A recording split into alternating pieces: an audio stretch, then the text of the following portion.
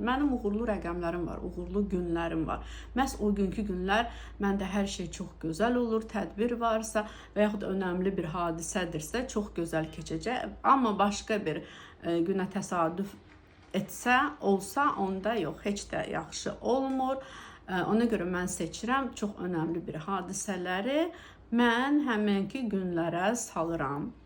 Və yaxud, axı mənim hər şeyim var, hər şey gözəldir, mən niyə narazıyam həyatımdan? Yəni ki, ailə var, uşaq var, az-çox sağlamlığımız var, amma mən heç də həyatımdan razı deyiləm. Mən çox vaxtı ağlayıram, çox vaxtı depressiv hallardayam, mən naşükür biriyəm, məni ona görə Allah cəzalandırır, ona görə mənim o gün uşağım yıxıldı, əzildi və yaxud filan kəs qəza keçirdi, çünki mən naşükürəm, mən naşükür olmasaydım belə olmazdı və yaxud mən yol keçirəm, yol keçəndəsə qara pişik gördümsə vəssalam, mən yolumu mütləq dəyişdirəcəm, çünki dəyişdirməsəm heç nə.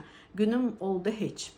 Sonra planlaşdırmayanda işlərim daha uğurlu olur. Ona görə mən planlaşdırmamağı seçirəm.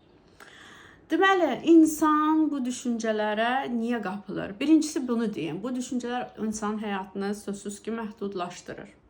Sözsüz ki bu düşüncələr insanın həyatına narahatçılıqlar gətirir.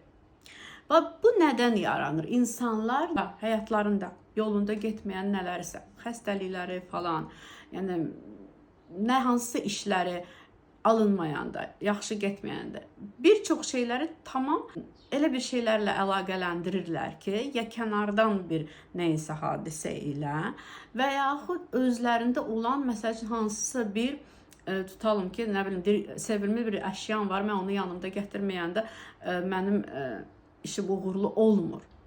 Hə, mənim sevimli bir paltarım var, nə bilim, boyunbağı var, nə bilim, abisiv insanlar deyir ki, hə, mən gəlib bir neçə dəfə tutalım ki, nələrisə sayardım evdə, onları saysaydım, çıxsaydım, hər şey yolunda gedərdi. Müəyyən, məsələn, rituallar.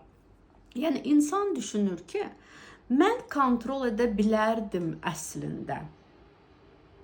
Mən əslində kontrol edə bilərdim və başıma bunlar gəlməz. Düşünür ki, yəni bu əslində mənim əlimdədir.